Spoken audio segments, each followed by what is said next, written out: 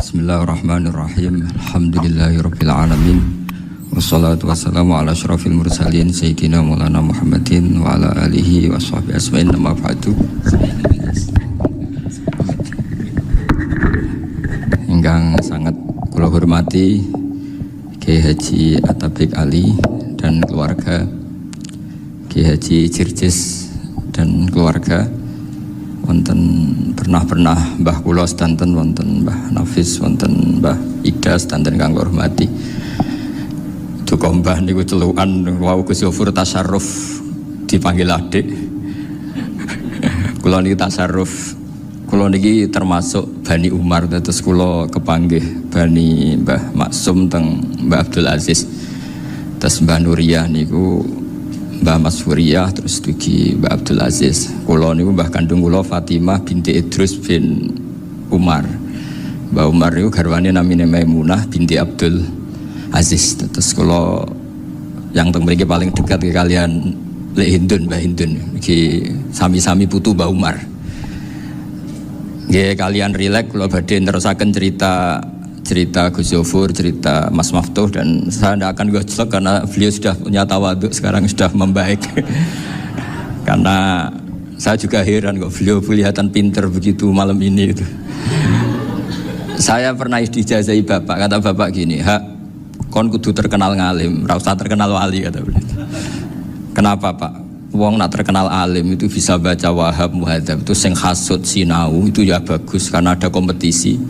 Yang mengidolakan terus belajar halal haram itu juga bagus.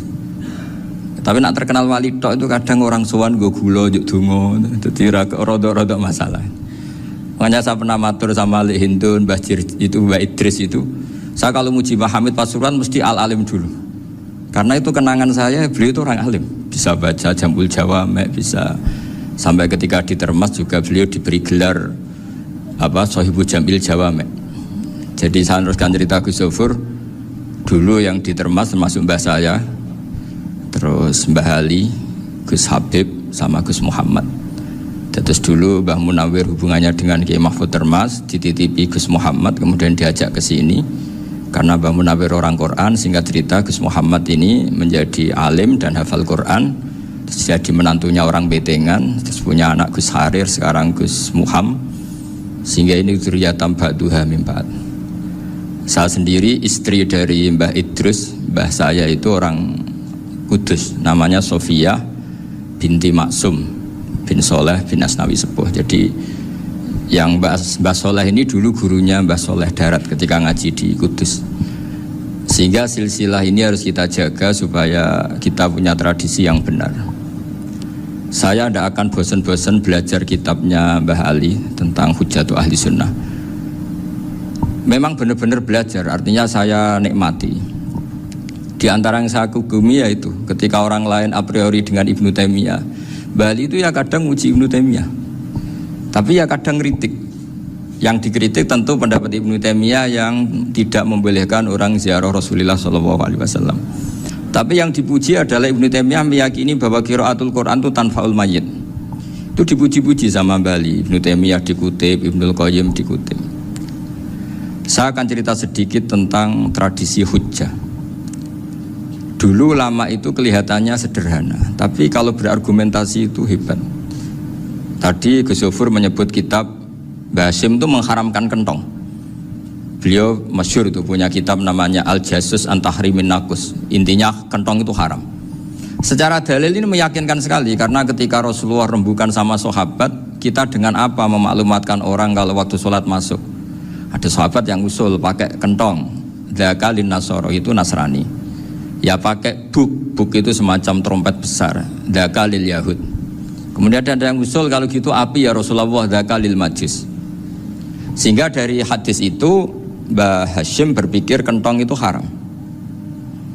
Tapi Mbah Fakih Mas Kumambang itu mengkritik Mbah Hasyim dengan ngarang kitab Hazur Ru'us an Tahrimin Nakus. Jadi beliau ngomentari kitab itu sambil geleng-geleng kepala. Kitab kok keliru nganti ngono. Itu jadi cara pikirannya siapa Ki Fakih. Kentong di Indonesia itu kanggo wedhus dicolong gitu. Pos kampling gitu. Kalau ada banjiran ya kentong, ada maling ya kentong. Jadi nggak ada persamaan sama sekali dengan kentong yang milik orang apa? Nasrani. Sehingga di pondok saya itu ada kentong tapi jelek sekali. Karena itu satu-satunya cara supaya beda dengan kentong yang di gereja. Kalau elek kan mirip kentong di pos kampling. Itu ya agak-agak ilmiah sedikit. Dulu ceritanya Gus Zofur itu saya teruskan. Itu singkat cerita, itu kalau yang di kejadian di Termas itu Mbah Dimyati sudah nyuruh semua kentong disembunyikan karena mau ada Mbah Hashim. Cerita itu mukarror di Kiai Fakih sama di Kiai Dimyati Termas. Setelah kentong dikumpulkan semua, Mbah Hashim datang, seneng, ngiranya Syekh Dimyati ini sependapat dengan beliau, yaitu sama-sama nggak ada kentong. Tapi setelah itu ada santri yang matur, Mbah Dim pun beres kentong pun kula delikno sedanten. Itu di depan Mbah Hashim. Jadi GR-nya Mbah Hashim bahwa Mbah Dim itu sependapat akhirnya hilang. Ternyata ini akal-akalan toh gitu. Karena santrinya matur, Mbah Dim pun beres sedanten kentong beduk sudah disingkirkan. Itu di depan Mbah Hashim. Saking lugunya santri, nah saking ikhlasnya agak ngerti mahalus syahid ini adalah Mbah Hashim. Saya mau meneruskan cerita Gus Zofur. Dulu, ini cerita dulu. Dulu Mbah Mun ngaji di Lirboyo, tapi Kiai Makhrus ngaji sama Kiai Khalil Harun. Kiai Khalil Harun itu adik juga sekaligus muridnya Mbah Umar Harun. Mbah Umar Harun itu generasi kedua setelah Mbah Ghazali. Beliau menantunya Mbah Ghazali, tapi ya sudah ponaan. Sehingga tradisi ini penting karena saya berkali-kali bilang di mana-mana. Status orang tua dan mbah itu adalah terserah anak cucunya. Bukan terserah mbahnya, tapi terserah anak cucunya. Saya tidak akan bosan mengingatkan ini. Saya pernah di makamnya Nabi Yakub, itu ya dikemuli bendera Israel. Di makamnya Nabi Dawud. Nabi Ibrahim juga dekat sinagog. Sehingga Quran membela Nabi Ibrahim disebut maka anak Ibrahimu Yahudi wala Nasrani. Karena ketika beliau berposisi di Israel, kemudian penguasanya adalah Yahudi, bisa saja makam ini ditulisi dan distatuskan ala Yahudi. Ya seperti Nabi Yakub. Nabi Yakub itu nabi yang kita yakin tentu berkeyakinan beliau orang baik, orang muslim, orang mukmin, tapi karena di desain mereka ya dikemuli bendera Israel dan disebut Abul Yahud. Karena kita tahu nama lain dari anaknya Nabi Yakub adalah Yahuda bin Yakub bin Ishak bin Ibrahim. Sehingga perasaannya orang Yahudi menjadi Yahudi itu yang ngikuti mbah-mbahnya. Nah khawatir saya ketika buyut-buyut kita kaya. Buyut saya itu orang kaya dulu, namanya Mbah Durrahman. Itu kaya sekali, tanahnya banyak. Dulu cerita Mbah Hashim ya kaya sekali. Mbah Maksum juga kaya, Mbah Abdul Aziz juga kaya. Karena dulu itu inginnya kiai itu yo ketok sugih lah, gak ngel-ngelo santri. Tapi nanti kalau cucu-cucunya sudah tidak alim, itu tidak dianggap punya tanah itu karena untuk fasilitas santri. Aku tak kedonyan, mbah-mbahku ya kedonyan. Buktinya tanah yombo itu. Karena dia akan menafsiri sesuai cara berpikir. Makanya sanad keilmuan yang diceritakan Gus Zofur itu harus diulang-ulang. Kalau nggak diulang-ulang, maka kita akan berpikir sendiri untuk menafsirkan Masyayikhon al-Kiram atau Ajdadan al-Kiram. Nah, ini yang bahaya, yang sering Quran mengingatkan. Jadi ada status yang disematkan oleh anak cucu kayak orang Yahuda tadi, Yahuda bin Yakub bin Ishak bin Ibrahim, itu menstatuskan mbah-mbahnya yang bernama Ibrahim itu Yahudi. Sampai Quran sendiri yang bela maka anak Ibrahimu Yahudi wala Nasrani. Karena secara geografis sekarang Ibrahim di Israel dan otoritas itu juga milik mereka, sehingga mereka bisa masang-masang atribut yang menunjukkan kalau itu Yahudi. Beberapa al-alim al-alama yang minna itu sudah wafat dan kadang-kadang zuriyahnya itu tidak kita. Kalau sekarang orang bahasakan kubu sebelah. Akhirnya ya nggak boleh dikholi, nggak boleh diziarah. Terus seakan-akan yaktaduna bi ra'yi, seakan-akan mereka berpendapat dengan pendapat syekh ini, padahal enggak. Nah sehingga tradisi ketersambungan sanad tadi, baik secara genetik atau secara asbab, itu harus terjaga. Saya beberapa kali banyaklah sering diceritain Mbah Mun. Dulu Mbah Munawir ini cerita ya, Mbah Munawir itu saking senenge kitab, ben santri ini so ngaji kitab. Itu kalau ada alumni Lirboyo, alim disuruh baca muin di sini itu Mbah Munawir ikut. Saking ingin tasjeknya, ingin ngajari santri bahwa ngapal Quran udah hafal tok, tapi yo paham. Dan penggalinya Mbah Munawir itu sampai klimaknya dulu Mbah Zaini itu nate nikah sama Nyai Komariah kalau nggak salah, binti Karim, binti Manap. Punya putra Gus Habib, Gus Toha yang diantara putrinya dinikahi Gus Rosin ini. Terus akhirnya kesampaian juga ketika Mbah Munawir punya mantu alim alama namanya Mbah Ali Maksum, angsal Nyai Hasyimah. Sampai pondok Kramcak ma'ruf bil ilmi, terutama ilmu sorof dulu karena Mbah Maksum itu komplain, fa'ala ya fulu kok terus fa'alan ya fa'ala ya fulu ya uful gitu kan, masuk fi'il kok jejer isim gitu. Jadi dulu kata Mbah Mun itu ada persaingan ilmu sorof, sorofnya Mbah Maksum Ali Kuaron sama Mbah Ali Maksum Jogja. Jadi wali antok, yang satu Maksum Ali Kuaron, yang satu Ali Maksum. Ya itu dulu saingan ngarang sorof. Nah ini yang menang siapa? Ya terserah duriahnya. Kalau duriahnya keren ya menang karena terserah yang kampanye. Saya bayangkan adekan Mbah Zubair tidak punya anak sealim Mbah Mun, mungkin halnya Mbah Zubair juga tidak sewow kalau punya putra Mbah Mun, karena saya berkali-kali bilang kalau dalam syair Arab itu kama takarroma, kadang dilafatkan kama tasyarrofa bi Muhammadin adnanu. Orang berpikir Adnan itu siapa? Itu karena ada Nabi Muhammad SAW. Orang mencari-cari Mbah Mun itu mencari Mbah Zubair karena ada Mbah Mun. Orang mencari Mbah Dahlan karena ada Mbah Zubair. Wong kok alime ngono iku bapake sapa? Wong kok alime ngono iku putune sapa? Tapi kalau kita ini sudah ndak alim, ini orang sudah nggak tertarik nyari-nyari leluhurnya karena dianggap selesai. Jadi yang dengan tanda kutip yang menghabisi mbah-mbahnya itu ya mesti cucunya itu. Ini mau ngamuk, mau peringatan, tapi ini juga peringatan pada diri saya sendiri. Jadi sehingga zuriyah ini penting. Kenapa para nabi mesti donga zuriyatan thayyibah? Kenapa selalu berpikir tentang zuriyah? Wa ja'alaha kalimatam baqiyatan fi aqibi. Karena zuriyah ini yang nanti bisa menstatuskan leluhurnya. Seperti tadi cerita Mas Maftuh ini, tak puji betul, saya hari ini tidak ingin gojlok supaya kewalian saya tidak tergerus oleh kedoliman. Saya pernah diceritain Gus Zofur, juga sering baca buku tentang Mbah Maksum. Dulu Mbah Maksum kalau wasiat kembali ya gitu, kamu harus NU dan harus mempertahankan NU, tapi tidak dengan cara membenci Muhammadiyah. Dulu Mbah Mun juga sering cerita, dulu Mbah Hashim tuh ngaji Syekh Mahfud. Nah Mbah Ahmad Dahlan dulu namanya Darwis, sering ngaji sama Syekh Khotib Minangkabau. Zaman itu Syekh Khotib sudah modern, sudah ikut gerakan Abdu, gerakan Almanar, sehingga bawaannya Mbah Ahmad Dahlan ini agak agresif. Yang Mbah Hashim karena hanya mulazim di Syekh Mahfud, hanya sesekali ngaji Syekh Khotib, beliau lebih seperti itu. Dan dua beliau ini sama-sama pernah ngaji Mbah Soleh Darat di Semarang, Mbah Hashim sama Mbah Ahmad Dahlan yang dulu namanya Darwis. Jadi ini masih min minuskatin wahidah mimam bain wahid. Sehingga kita tidak kaget ketika Mbah Ali Maksum mengomentari Muhammadiyah itu masih ahli sunnah wal jamaah. Makanya nanti terakhir saya baca kitabnya Mbah Ali dan sering saya pelajari. Andai kan kita ini sepakat dengan ilmu, ya kita tahulah kalau Abu Hanifah itu tidak kunut, Imam Syafi'i kunut, berarti kunut itu mazhabnya Abu Hanifah, bukan mazhabnya Mbah Ahmad Dahlan. Apa tidak kunut itu mazhabnya Abu Hanifah, bukan mazhabnya Mbah Ahmad Dahlan. Kita kunut itu mazhabnya Imam Syafi'i, bukan mazhabnya Mbah Hashim. Ini semuanya masih dalam bingkai ilmu. Adzan qabla subhi juga riwayatnya jelas. Tidak adzan ya sudah, perilaku kita sudah jelas. Dulu Mbah Mun sering didik kita. Saya sering dengar cerita kalau dulu Pak Arif Fakhruddin begitu hormat sama Mbah Ali, apalagi zuriyahnya Mbah Azhar Basir. Nah beliau dulu ngaji di Termas.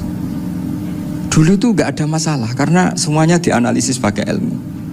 Tapi sekarang pakai identitas, yang kunut tuh NU, yang gak kunut Muhammadiyah. Berarti Abu Hanifah itu Muhammadiyah, Imam Syafi'i itu NU. Berarti Imam Syafi'i itu ya anak buahnya Ki Miftahul Ahyar kira-kira gitu kan. Nah, karena anak buahnya Pak Said Akil. Kan terus jadi repot. Dulu kita ini pengagum ilmu, bukan pengagum perbedaan. Sehingga di sini yang saya kagum dari sekian ceritanya Mbah Ali Maksum, supaya kitab ini to the point, supaya nggak lama-lama karena waktunya juga. Nanti kalau kemalaman ini kena semprit ini sudah. Ini diantara yang diceritakan Wali itu unik. Imam Syafi'i itu sering tawassul, sering wasilah sama siapa itu? Abu Hanifah. Ini sudah tak petakan, saya baca yang sensitif lah, so yang ini ya. Ziyad al-Babus Samin, terus sebentar ini yang bab tawassul.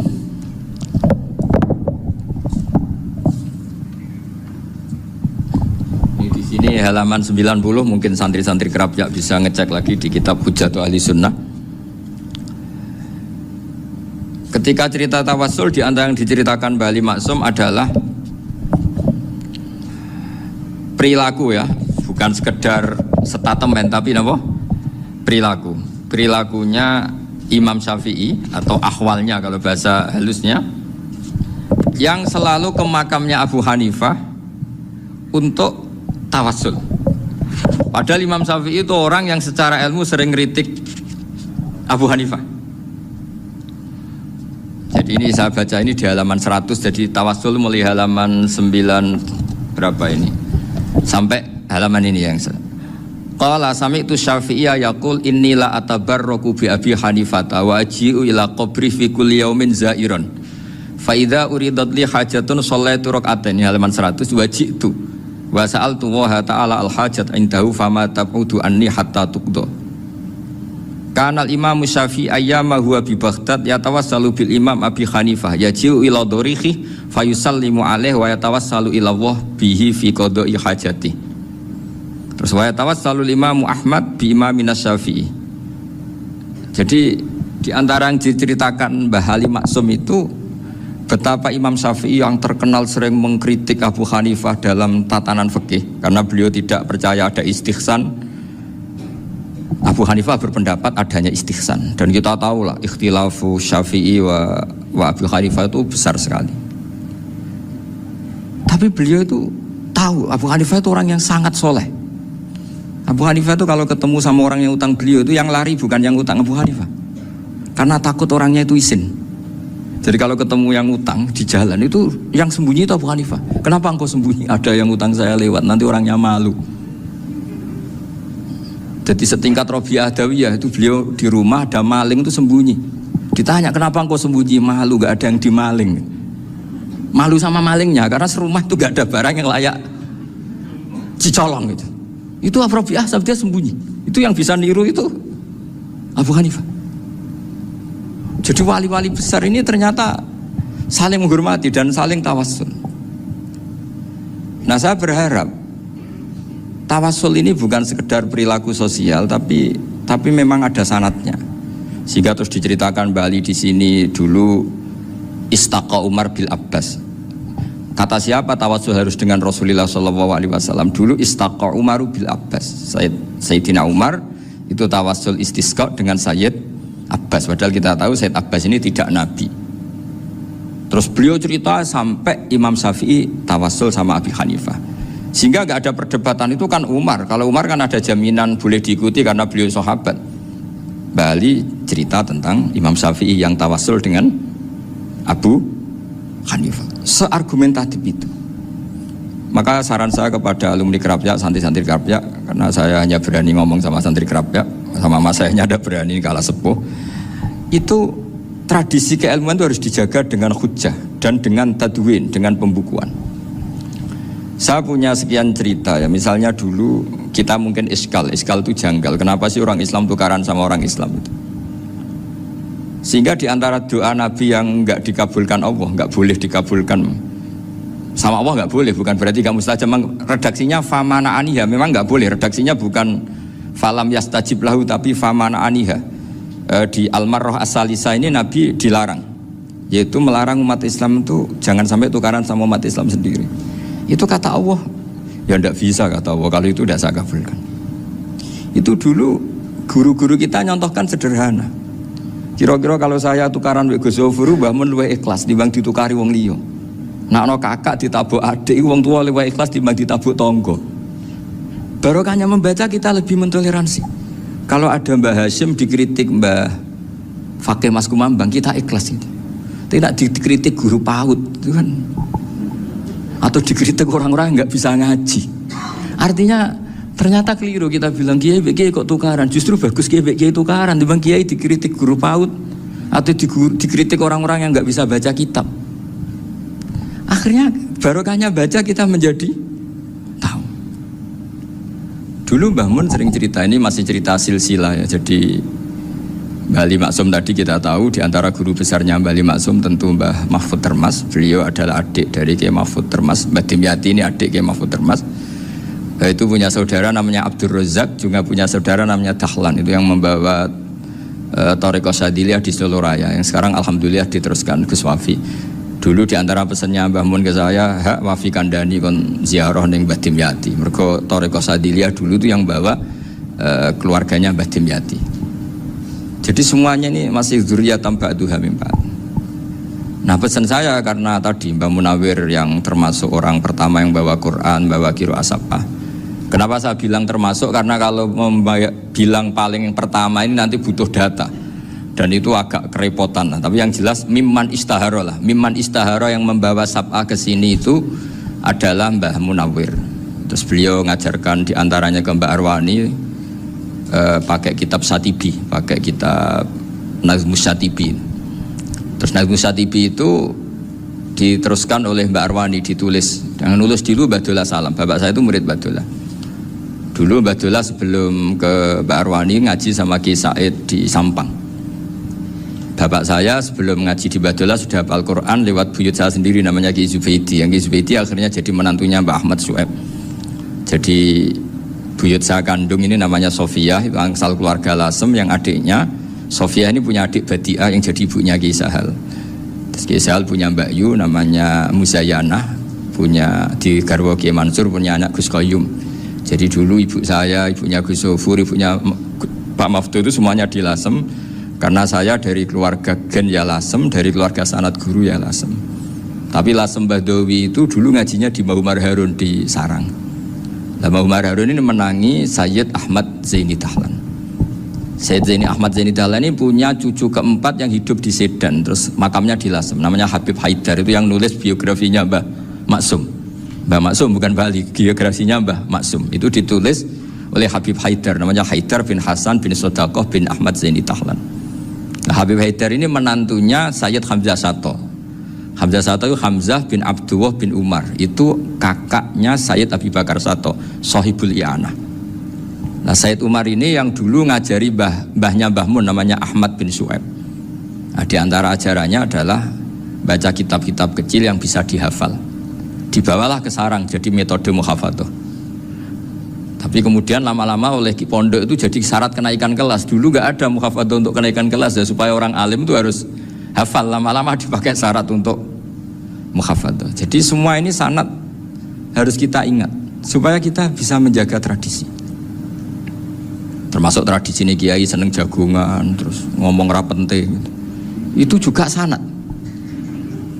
Setahu saya Mbah Mun itu kalau ketemu bapak ya guyon terus. Saya punya kenangan tuh yang dulu agak iskal tuh begini. Ada isu lah, entah isu entah hoax entah apa, ada kaji gitu agak beling itu, pokoknya beling lah gitu. Seneng siapa itu, rondo lah apa itu. Pokoknya beling gitu. Ketika Mbah Mun dilaporin tamu kalau kaji itu beling sama rondo itu, Mbah Mun tanyanya lucu. Lo ayu no cum. Wahyu banget Mbah. Wahyu. Itu bapak juga bakas ayu nih. Dulu saya sekali ini kiai kok bakas wong ayu, bakas bodine barang lah kira-kira gitu. Tapi setelah saya tambah alim, tambah ngerti itu, kata bapak gini, ya abek bakas ayu hak, timbang iya, no malah qadzaf. Ternyata seni. Sekali Mbah Mun atau bapak bilang, kaji kok zino kaji, maka larinya ke qadzaf. Maka menghindari bahasa menuduh, ngomong yang nggak penting. Loh ayu no. Jadi kiai dulu tuh orang sok suci tapi menghindari hal-hal yang jadi punya seni untuk ngelola kehidupan. Orang bermalam-malam jagungan sama teman asik itu kan perlawanan terhadap nafsu kita, syahwat kita untuk mungkin nikmati dugem di bar atau di tempat-tempat maksiat. Itu setan di Indonesia tuh kaku hati sama Kiai Jawa. Orang supaya nggak tertarik maksiat itu tuh Kiai Jawa cukup ketemu kancane masak terong guyon, gejol-gejolokan zaman mondok, sewengi lulus sangka maksiat. Bar wis tutup. Perlawanannya sederhana, nggak pakai tahajud, nggak pakai wiridan, karena Kiai Jawa juga kalau rapati potongan ahli ibadah gitu, itu jagungan gitu. Jadi setahu saya itu pernah lihat Bali itu sekali ketika beliau ngisi ceramah di Mbah Hamid Bedowi, saya masih kecil diajak bapak. Dulu kalau bapak ngelihat Bali sama Mbah Hamid itu mesti nangis, karena dua orang alim bertemu. Yang akhirnya ya bisanan itu. Mbah Hamid punya anak Gus Nasih, di sini ada Mbah Nafisa, terus jadi Mbak Salih Hindun itu. Jadi dulu itu ya guyon terus ketika ketemu. Itu yang sering bodoni Mbah Hamid itu ya Ki Bisri. Ki Bisri itu kalau datang ke Kiai Hamid Pasuruan, nak wali tenan aku teko ditatakno mangan. Jadi ukurannya ya. Ternyata sampai sana dikei mangan tenan. Masih belum mengakui, kan nak wali tenan aku iki kiai rung di mobil, dongakno aku di mobil. Sudah kalah satu seri itu masih gak terima. Lalu itu Mbah Hamid akhirnya berdoa, ayo monggo, mugi-mugi Ki Bisri gak ada mobil. Itu setelah didoain masih tanya, mereknya apa mereknya? Jadi itu Mbah Hamid jawab, ya paling Holden itu, paling Holden. Itu nyari mobil itu ya adalah dapatnya Holden. Suatu saat Mbah Bisri diundang Mbah Hamid gak dikasih bisaroh, karena utangnya sudah banyak Mbah Hamid, Mbah Bisri ini utang tadi, utang doa tadi. Itu ya gak dikasih bisaroh, ya gak mau kesang rapopo kelambimu kayak no aku. Didol sama muhibbinya Mbah Hamid, itu harganya melebihi jatah bisaroh. Ketemu Mbah Hamid, Kang, susu Kang, mergo. Jadi dulu itu rileks, makanya ini yang diceritakan ke Zofur. Sebetulnya kalau kiai-kiai itu bersanad itu ya rileks, hidupnya itu rileks. Karena rileks ini perlawanan terhadap kemungkaran. Saya dulu musyawarah sering sama Gus Zofur usul fikih. Itu jelas di antara yang ditulis Lubil Usul itu. Ya kita tahu tadi misalnya sanad usul fikih, Mbah Ber itu sangat al-usuli Kiai Zubair Dahlan, abahnya Mbah Mun. Punya murid diantaranya Kiai Sahal. Kiai Sahal punya karangan Thariqatul Husul fi Syarhi Lubil Usul. Itu Thariqatul Husul itu beliau ngendikan dalam mukaddimah bahwa saya bisa mensarah ini berdasar ngaji maknani sama Mbah Zubair. Terus beliau mengutip sarah itu dari kitab Nailul Ma'mul. Beliau ngendikan binus khotin khotiyah ghairi matbu'ah. Dan itu ditemukan di Kiai Mansur di Lasem, karena Kiai Mansur iparnya Mbah Sahal. Mansur bin Khalil itu diantara katibnya Syekh Mahfud. Jadi semuanya ini sambung. Mbah Ber saking ahli usul fikihnya, kalau ngajar usul fikih itu kalau guyon takriran saya ini lebih memahamkan ketimbang sarah. Ya sudah, terus Mbah Zubair Kiai Fakih, terus Syekh Mahfud. Di sini Syekh Mahfud termasuk orang yang dekat Mbah Munawir, sampai putrane Mbah Mahfud namanya Gus Muhammad dibawa Mbah Munawir, kemudian mondok di Termas diantaranya, terus dinikah jadi menantunya kalau nggak salah Haji Taslim di Betengan, kemudian sekarang duriannya Mbah Mahfud di Betengan. Ini nggak boleh hilang secara seperti itu. Diantara di usul fikih diterangkan, ketika diantara 5 hukum itu ada yang bernama mubah. Mubah itu boleh dilakukan, boleh ditinggalkan, dan kalau dilakukan ya tidak berpahala, tidak disiksa. Itu ada ulama yang protes nggak bisa seperti itu. Ithma min mubahin ila wa tahaqqaqu bihi tarku haramimma. Fa'il zamu minas sukun tarkul qatli wa minas sukut tarkul qadaf. Tidak bisa, mubah itu tidak ada. Kalau kiai jagungan semalaman, itu Allah ngitungnya itu hada taruka dugem, wa hada taruka delok dangdut, wa hada taruka kada wa kada. Oh, itu luar biasa. Dan kita ngikuti yang seperti itu saja. Gak usah tahajud, gak usah witir telulas kaya ora kuat timbang gremeng wis. Sewengi jagungan, setan ngenteni kita tergoda maksiat, ternyata maksiatnya sampai tutup, kiainya masih apa? Jagungan. Jadi jagungan saja ada ilmunya bahwa itu perlawanan terhadap tarkul ma'asi. Sehingga bagaimana Anda katakan mubah ini mubah, toh gunanya adalah tarkul haram. Meskipun efek mubah juga bisa tarkul wajib, wae bojo blonjo turu. Ya kan, wayang rumah ibuke turu. Itu halal wajib. Jadi mubah itu resikonya ya bisa tarkul wajib, bisa tarkul haram. Sehingga kalau sanad ini terjaga secara baik, secara kultur, saya sering juga sakuan sama Gus Zofur itu mesti tak niati gitu. Jagungan wong alim iku ibadah, dan menikmati ibadah adalah dabul auliya wa dabul ulama. Kata Imam Ghazali, pada akhirnya waqud buhadaddin al-istilzat bil mubahat. Kata Imam Ghazali, pada akhirnya qutbu hadaddin, madaru hadaddin, pokok dari agama ini adalah melawan kemaksiatan dengan kita menikmati al-istidzat bimbah. Kita menikmati sesuatu yang dibolehkan Allah Subhanahu wa taala. Dan seperti ini itu bisa qasmu dhuhri syaitan, bisa menghancurkan punggungnya setan. Karena kalau melawan setan dengan ibadah ini kadang kita capek selain isra potongan. Tapi nak kangkang ning komplek H gitu jagungan mbek kancane, ngenang melarate, mbok ngenang ras sekolah, ra munggah kenangan. Sing ra munggah diarani istiqomah. Gitu kan. Diarani tulus zaman, kok sing munggah dianggap kesusu. Saya ini punya pondok Quran, kalau ada yang hafal 3 tahun mesti digojolkan saya ini. Gak apik kesusu itu. Kesusu itu mesti tidak barokah karena tergesa-gesa apa? Hatam. Sehingga yang nggak hatam-hatam itu kayak partai mayoritas. Ini yang partai tulis zaman katanya. Ahli sobri katanya. Akhirnya di pondok gara-gara itu mau guyon, tapi nggak ada stigma sih, yang nggak naik. Di pondok sarang itu saya punya temen itu banyak yang sekelas dengan saya, sekelas sama Gus Kamil, akhirnya sekelas dengan Gus Sofur. Padahal saya ini kakak kelas. Saya temannya, Gus Kamil temannya Gus Sofur. Ini anak ini nggak pernah naik, itu nggak dinyek, nggak dicibir di pondok. Karena guyonan tadi, guyonan bahwa ini bagian dari bentuk apa? Istiqomah. Nanti yang goblok juga tenang, karena kiainya cerita. Kadang santri goblok ya baru kan. Di sini pondok akeh santri ora tau sinau ning omah dadi kiai gede. Selalu kiainya tuh cerita seperti itu. Akhirnya sing goblok ya bangga dengan kegoblokannya. Iya, jadi kiai itu orang yang meskipun guyon ini barokahnya Masya Allah. Dan setahu saya kiai alim itu ya senengannya guyon, karena tadi guyon itu luar biasa. Bapak saya itu kalau pesan sama saya itu enak ngaji ya guyon nice. Wong ning omah mikir utang, mikir wedi bojo macam-macam, kok ngaji kok jak nangis pisan, nangis ping pindho gitu. Sudah jak guyon ae. Paling gak lali. Dan beliau punya dalil kul bi fadlillah bi rahmati fa bidzalika falyafrah. Jadi jangan sampai orang ini farah bil maksiat, jangan sampai orang itu. Dan ini yang saya kenang dari sekian cerita murid Bali, Mbah Ali Maksum ya senangane guyon. Gejol-gejolkan mbek santri guyon. Ini saya maklumatkan ke semua santri beliau bahwa ini bukan sekedar guyon, tapi al-istildad bil mubahat. Ini adalah perlawanan terhadap setan, karena banyak orang bisa senang tuh kalau nunggu maksiat. Ini bisa senang dengan sesuatu yang tidak maksiat. Itu kayak apa hebatnya? Makanya Nabi itu kalau ketemu sahabat ya sering ngendikan yang ringan-ringan. Ya Umar ma'afalan duher jong mana piye ije. Kalau ketemu anak kecil ya. Nanti ketemu yang tua-tua yang sudah nggak bisa mikir, ya tetap riang. Sehingga ada cerita dalam sebuah tafsir. Ya saya ulang lagi, ada cerita di sebuah tafsir.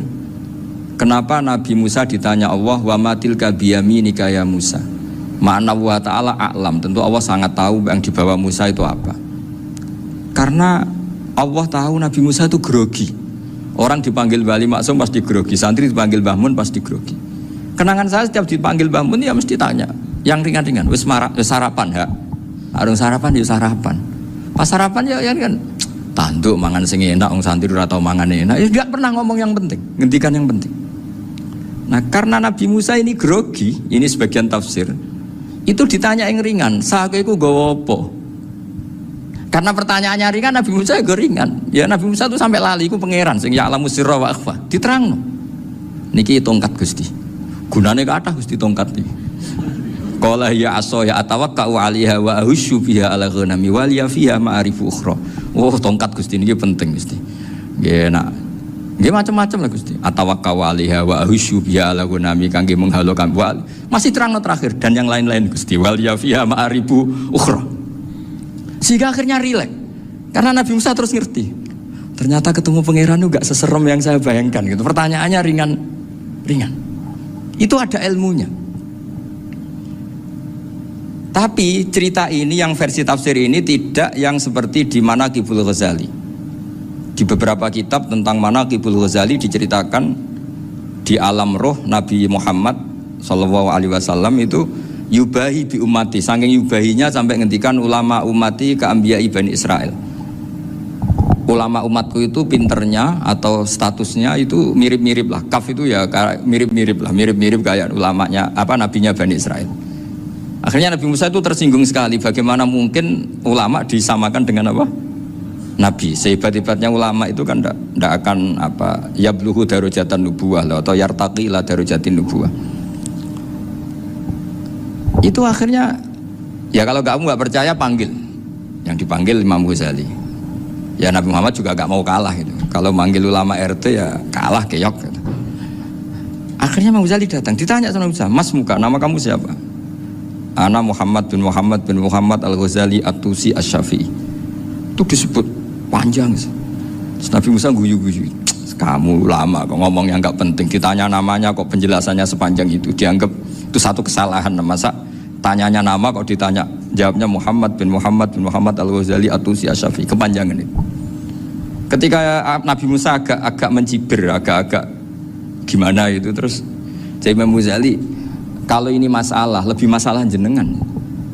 Apa itu? Yang tanya jenengan tuh Allah, ya alamus sirra wa akhfa, dan Allah hanya tanya wa ma tilka biyaminika ya Musa. Harusnya jenengan jawab asoya titik, bukan kepanjangan.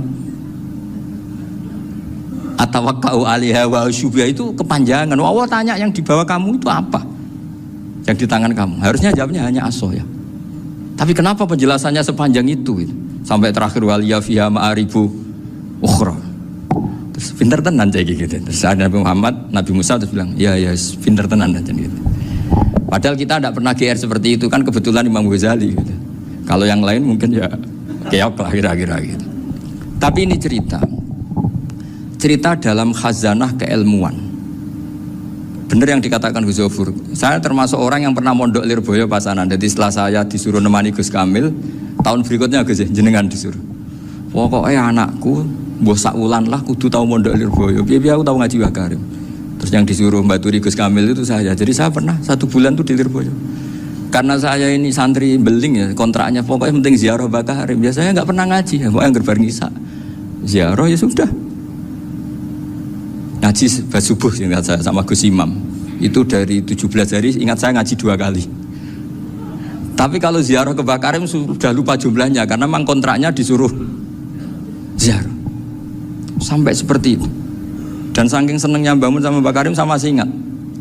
Ngamplopi salam template itu masih ingat untuk Gus Anwar, untuk Gus Imam, untuk Gus Kafabi, termasuk untuk Gus Maksum. Itu malam-malam saya dijak ngamplopin. Zaman itu saya masih ingat selawewu. Zaman itu kos 1 bulan itu 13.000. Jadi kira-kira kalau 25.000 itu untuk kos 2 bulan. Jadi saya krusnya itu pakai kos. Saya masih ingat Mondok Sarang itu kos 1 bulan 13.000. Berarti kira-kira 500.000 itu di amplopin sendiri sama Bang. Ini untuk Gus War, ini untuk Gus Imam, ini untuk Gus. Padahal Gus Imam ini mondoknya sudah di Mbah Mun. Itu Mbah Mun hormatnya sampai untuk jatah salam template. Nah yang ribet kebalikannya, kita pulang Gus Imam karena melihat Gus Kamil ini putrane Mbah Mun, Gus Kamil disangoni. Saya juga disangoni karena Gus Imam dulu ngaji juga sama Pak D saya, sama keluarga saya. Itu kata Gus Kamil setelah keluar, mau kamu nih gue abal ya, boten berarti gue aku. Karena ini penting, ini kalau sampai dianggap tukar guling, ribet nih. Jadi ditakwil sendirilah, mau kamu nih gue abal ya, boten yes berarti halal. Tapi sama Mbah Mun ya ditanya. Ditanyanya bukan apa karena untuk meneruskan tradisi bahwa kalau kiai ketemu itu ya saling memberi hadiah, saling itu sudah faqatimu baina adina juwakum apa? Sedekah. Sehingga ketika Kapya ini punya Bali Maksum alim allamah, kemudian melahirkan murid-murid yang juga ibar kayak Mbah Warsun bisa ngarang apa Kamus Al-Munawwir, Pak Bik juga punya karangan Kamus Al-Mu'asir. Saya tuh punya semua. Karena ini adalah buah dari bahwa kita ini tidak kalah sama produk-produk yang di sana. Bahwa produk di kita ini sudah cukup untuk mengantarkan orang menjadi alim allamah. Dulu Mbah Zubair ke Mekah ya sudah alim allamah. Gus Zofur ke Al-Azhar sudah alim. Semua teman-teman kita ke Mekah itu sudah alim semua. Padahal produk mondoknya ya tadi mau digojlok kiai ini, terus mangkel be keamanan biasanya itu. Biasanya musuh besar pondok itu keamanan. Jadi ya bukan berarti gojlok ibunya Gus Maftuh enggak, biasanya keamanan tuh musuhnya apa? Banyak. Jadi cerita-cerita saya mohon sekali murid-murid Krapya jangan hanya ngaji fikih. Kalau hanya ngaji fikih itu posisi Abu Hanifah itu seakan-akan nyuwun sewu orang yang sangat tidak ahli hadis. Karena beliau di situ kelihatan kalah sekali dengan Imam Syafi'i. Apalagi di perdebatannya Muhammad bin Hasan Asy-Syaibani dengan Imam Syafi'i itu kelihatan sekali betapa Abu Hanifah itu orang yang nyuwun sewu ditinggalkan dalam ilmu hadis. Sampai beliau hanya dapat gelar min ulama ahli ra'yi, termasuk ulama yang kuat logikanya. Juga harus baca kitab-kitab seperti ini. Ternyata di balik Imam Syafi'i mukhalif pada beliau di bab-bab fikih, perilakunya sangat hormat. Sampai beliau tuh kalau tawassul ke kuburannya Abu Hanifah. Dan beliau ngendikan an-nasu fil fiqhi iyalun ala Abu Hanifah. Semua orang yang ahli fikih itu masih anak buahnya Abu Hanifah. Saya berkali-kali cerita, mazhab Syafi'i itu alatut tadhir hanya 2, yaitu alma wa turab. Abu Hanifah nambahi wanar. Alasannya Abu Hanifah, orang mukmin yang dosanya banyak itu dibakar di neraka, dan alasannya Allah litadhirihim, untuk mensucikan mereka. Sehingga pikirannya Abu Hanifah, an-nar itu min alatit tadhir. Apa yang terjadi ketika bata itu, batu bata yang dibakar, di situ campur teletong, campur apa-apa, itu kalau sudah mazhab Abu Hanifah selesai, sudah suci, karena sudah ngelewatin pembakaran. Meskipun kita tidak akan kalau kehilangan air terus wudu dengan api, bisa bunyak semua itu. Tapi apapun itu menjadi solusi. Sehingga saya punya kitab namanya Ikhtilafu Malik, Ikhtilafu Malik wa Abu Hanifah atau Ikhtilafu Syafi'i ma Abu Hanifah. Itu kelihatan sekali kalau Abu Hanifah itu nyuruh posisinya kalah. Karena yang ngarang orang-orang Syafi'i.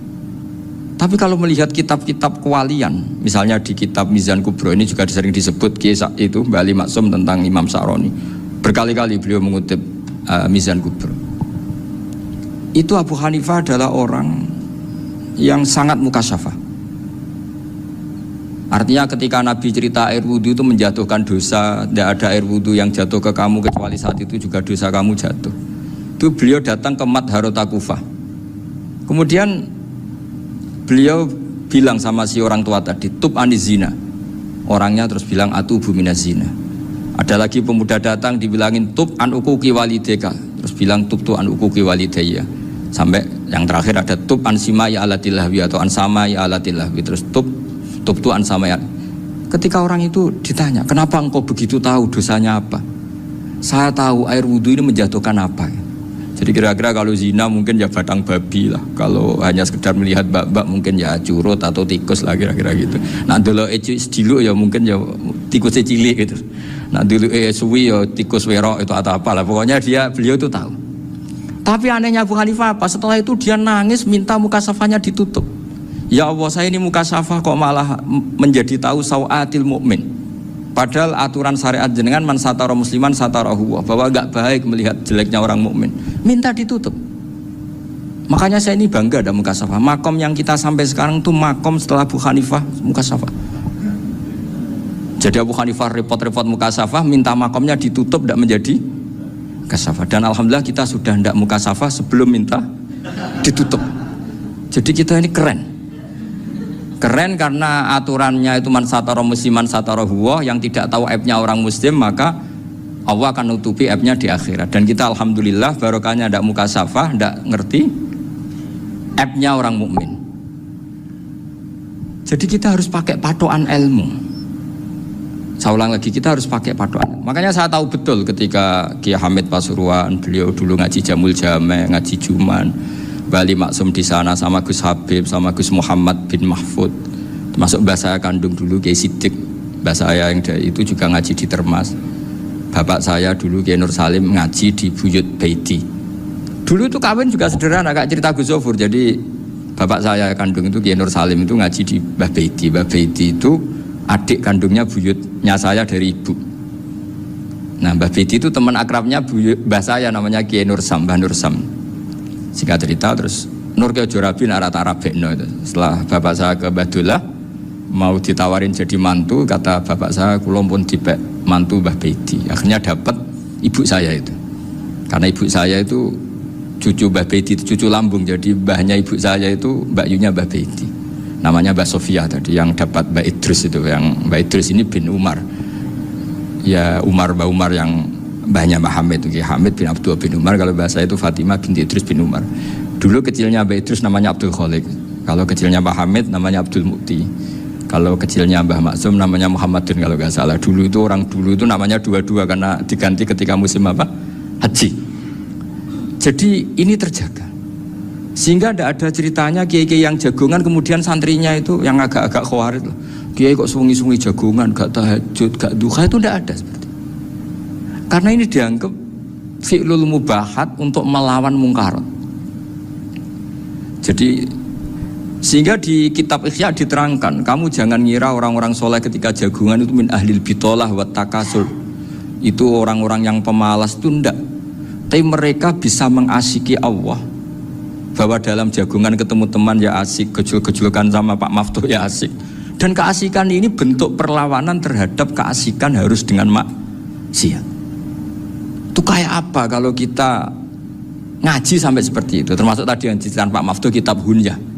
Semoga beliau cerita juga pernah belajar. Saya pernah belajar kitab Hunyah khatam. Itu diantara yang diceritakan Syabdul Qadir Al-Jilani tadi kata beliau Al-Jilani dipakai Jim Al-Jilani. Ini agak beda dengan kita. Mbah Zubair itu punya kitab namanya Al-Qolaid Al-Uluyah. Beliau menfatwakan nama-nama ajam itu kamu bebas. Ajamiyun fasna bihi masyita. Sehingga kita kalau punya kiai harus mau qolal ustukhri. Sehingga mau qolal istukhri. Tirmidzi juga nasibnya sama. Qolat rawahut Tirmidziyu. Sehingga rawahut Turmudziyu. Yang satu rawahut Tarmidziyu. Ya karena kita keluarganya Tarmidzi apa enggak gitu. Makanya kata Mbah Mun sama masih ingat. Kata cerita Gus Zofur tadi, adabnya Gus Zofur itu cerita tentang keluarga ibunya. Padahal keluarga ibunya juga orang-orang soleh yang luar biasa. Itu kata Mbah Mun, kowe roh jenenge Imam Bukhari tahu ya. Jenenge sapa? Saya nyebut Muhammad bin Ismail bin Ibrahim bin Muhirah bin Bardasbah. Lah iya Bardasbah mbok waca Bardisbah yo. Lah cara kene mbok Parmin mbok Parlan. Jadi Bardisbah mbok Bardasbah iku cara kene yo Parmin mbok Pak. Iku rak Mbah Fadl Senori, dadi kabeh diwaca Arab. Jenenge Mbah Umar Harun. Dhisik yo wong sarang, Mbah Harun, Mbah Kirun yo ora roh, wong dhisik yo wong kuno ya. Jadi kalau versi Mbah Fadl, termasuk yang pertama bikin nasab Mbah Maksum itu tulisannya Mbah Fadl yang dikutip Habib Haidar tadi. Ya saya seperti Gus Zofur juga mencari-cari hubungan ulama-ulama di Jawa ini. Itu Mbah Mun itu kalau bicara mbahku orang sing jenenge Kiai Serut. Kalau ditulisannya Mbah Fadl itu Syaraf. Jadi Mbah Fadl itu fanatik orang-orang alim itu ditulis Arab. Kalau Mbah Mun itu Jawa.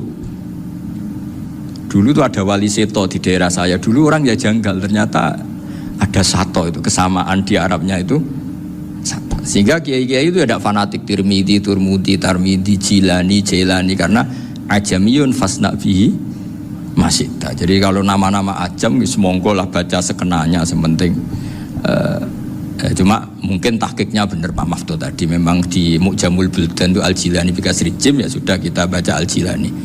Sebab itu kayak Pondok Pelosok Lirboyo itu menurut saya bagus. Orang itu maknani betul sama gurunya. Kalau sarang enggak. Kalau Pondok Lirboyo, pondok yang tadi ternyata keluarga Mbah Munawir sini pernah bisanan yaitu Mbah Zaini. Pernah nikah sama Nyai Komariah ya kalau nggak salah, punya putra Gus Habib ya, Pak Toha dan sebagainya. Itu betapa hubungan pondok Quran sama pondok kitab dulu itu nggak pernah terputus. Bapak saya setelah hafal Quran itu dulu ngaji Mbah Zubair. Jadi bapak saya sering ngutip mu'en apa. Padahal bapak saya itu terkenal tuh, beliau cita-citanya itu saya ingin hafal Quran kayak hafal Fatihah. Beliau itu sampai 10-nya sekali. Karena beliau inginnya hafal Quran kayak hafal Fatihah. Termasuk murid terbaiknya Mbah Dullah bapak saya. Itu ya ngaji kitab. Sehingga kata Mbah Mun, jadi Mbah Munawir de mantu Bali Maksum, itu ya sudah dipenggali dituruti pangeran. Lahirlah seorang Bali Maksum yang membawa. Tadi dulu itu ya Gus Muhammad yang ngaji di Termas, nanti Mbak Arwani sebelum ngaji di sini ngaji di Tebu Ireng. Sehingga Mbak Arwani bisa ngarang kitab. Beliau ngarang kitab tentang Sab'ah. Faidul Barokat namanya. Ya nulisnya ya fasih ya. Saya punya tulisan tangannya Mbak Arwani itu banyak. Saya juga punya tulisan tangannya Mbak Hasyim Asy'ari ketika nyurati buyut saya yang di Damaran itu pakai bahasa Arab. Jadi dulu itu Mbah Ali Maksum juga sama. Surat-suratannya dulu sama tokoh-tokoh Muhammadiyah ya bahasa Arab.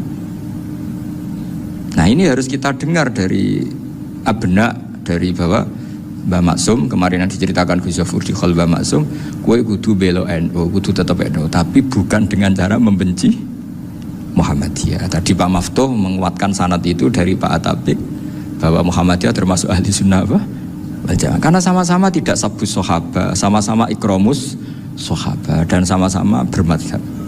Nah soal akhirnya ada beberapa yang serapati seneng ngaji ini yang agak ribet. Tapi kamu tidak usah ngeritik Muhammadiyah agak seneng ngaji, kayaknya juga sama, kita nggak seneng ngaji juga banyak itu. Jadi kalau ngeritiknya masalah itu kan kita ya agak-agak sama.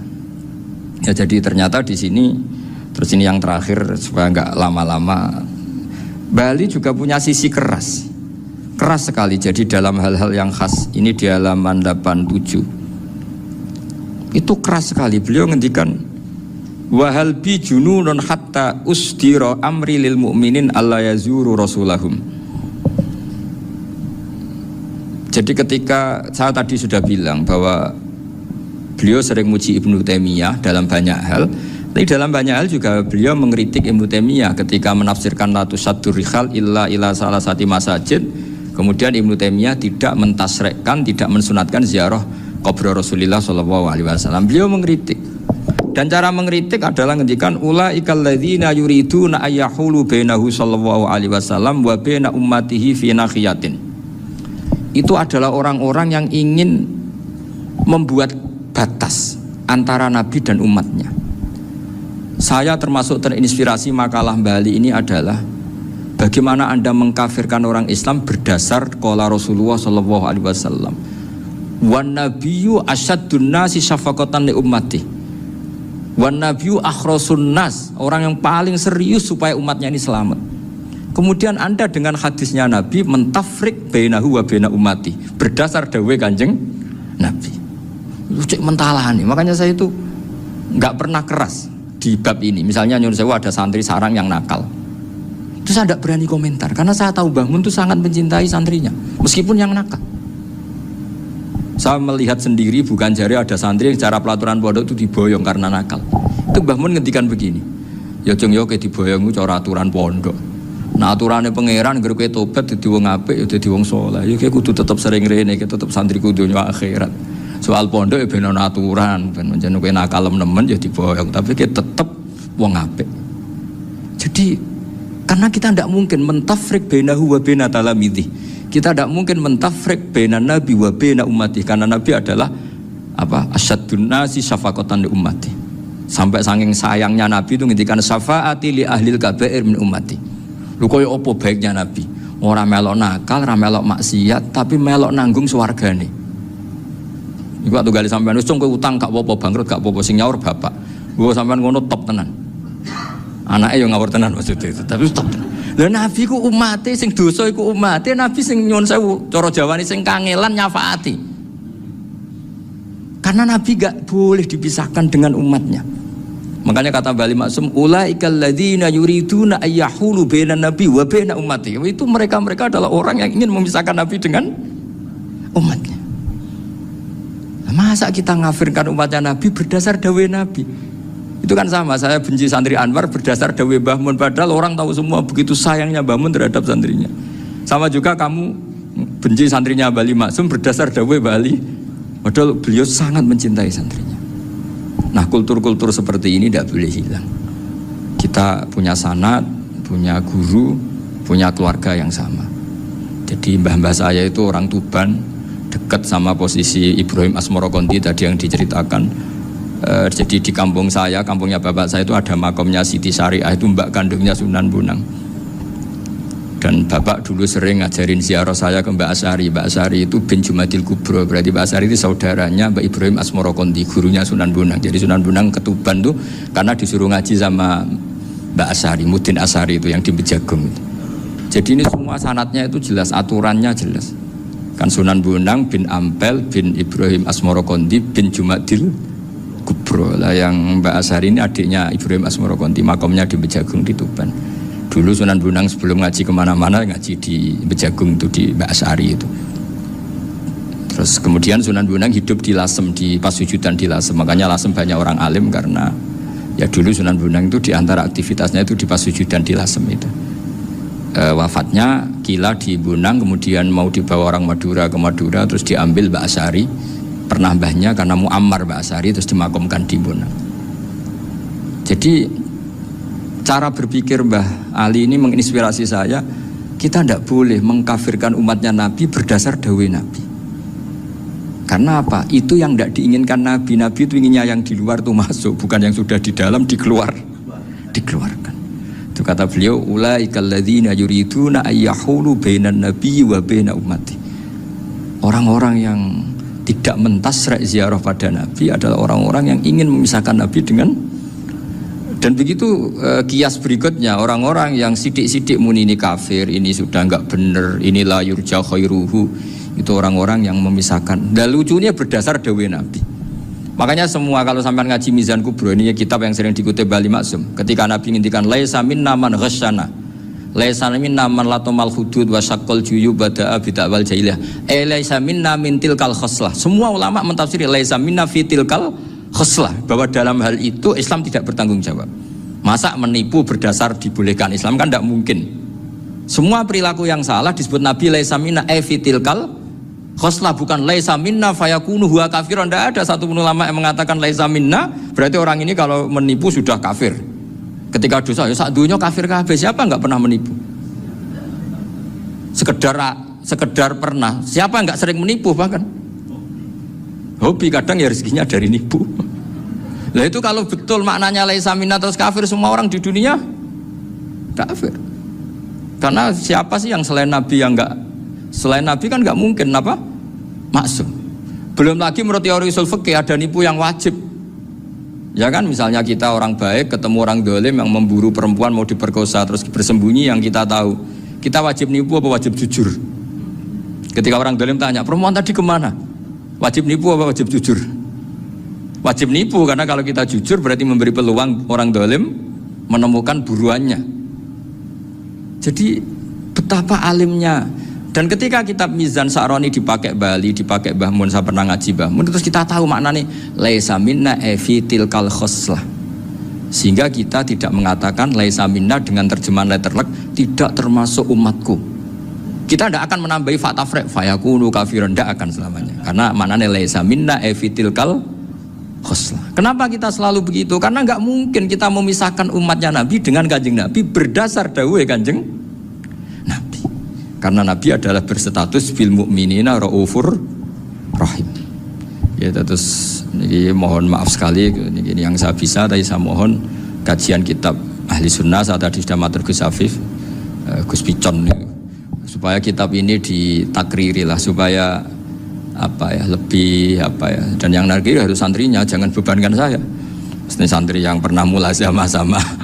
Biasanya kalau orang NU pesantren terus orang usul jenengan mawon. Senengnya lempar-lemparan, itu kata bapak saya, tawadhu keliru aja. Tawadhu itu aslinya wong ra tanggung jawab. Ben ketok Islami bebo tawadhu aja.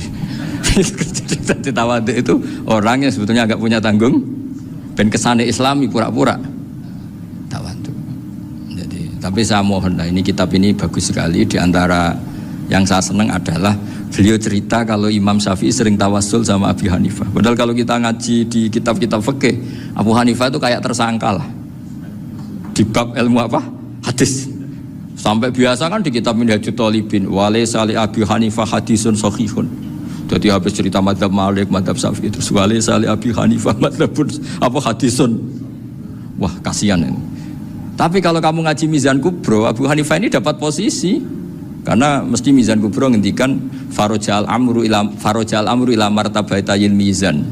Kemudian dua mazhab ini sama-sama benar, tinggal kamu milih yang musyaddid apa yang mukhaffif. Misal dosis tinggi apa dosis ringan, monggo. Dan itu bapak saya itu kalau pesan sama saya itu enak ngaji wis guyon nice. Wong ning omah mikir utang, mikir wedi bojo macam-macam, kok ngaji kok jak nangis pisan, nangis ping pindho gitu. Sudah jak guyon ae. Paling gak lali. Dan beliau punya dalil kul bi fadlillah bi rahmati fa bidzalika falyafrah. Jadi jangan sampai orang ini farah bil maksiat, jangan sampai orang itu. Dan ini yang saya kenang dari sekian cerita murid Bali. Mbah Ali Maksum ya senangane guyon. Gejol-gejolkan mbek santri guyon.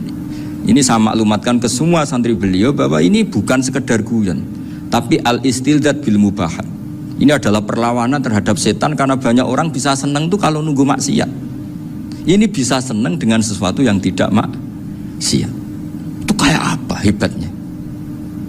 Makanya Nabi itu kalau ketemu sahabat ya sering ngendikan yang ringan-ringan. Ya Umar ma'afalan duher jong mana piye ijek. Kalau ketemu anak kecil ya, nanti ketemu yang tua-tua yang sudah nggak bisa mikir, ya tetap riang. Sehingga ada cerita dalam sebuah tafsir. Ya saya ulang lagi, ada cerita di sebuah tafsir.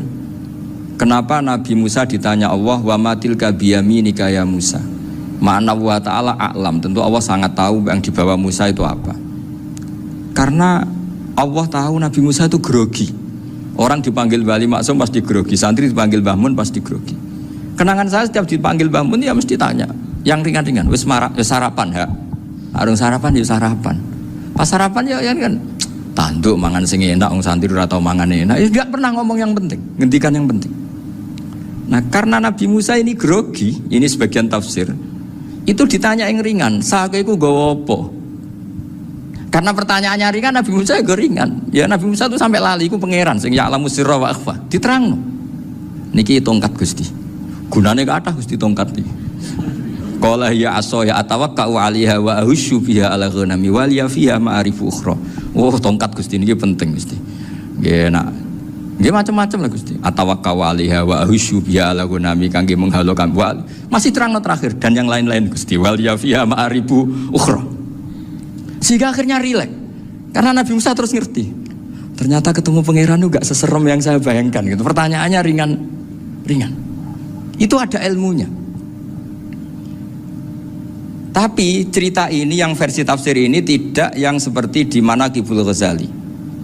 Di beberapa kitab tentang Manaqibul Ghazali diceritakan di alam roh Nabi Muhammad sallallahu alaihi wasallam itu yubahi bi ummati, saking yubahinya sampai ngendikan ulama ummati ka anbiya'i Bani Israel.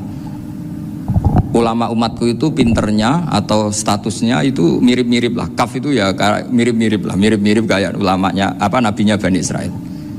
Akhirnya Nabi Musa itu tersinggung sekali, bagaimana mungkin ulama disamakan dengan apa? Nabi. Sehebat-hebatnya ulama itu kan tidak akan yabluhu darajatan nubuwah atau yartaqi ila darajatin nubuwah.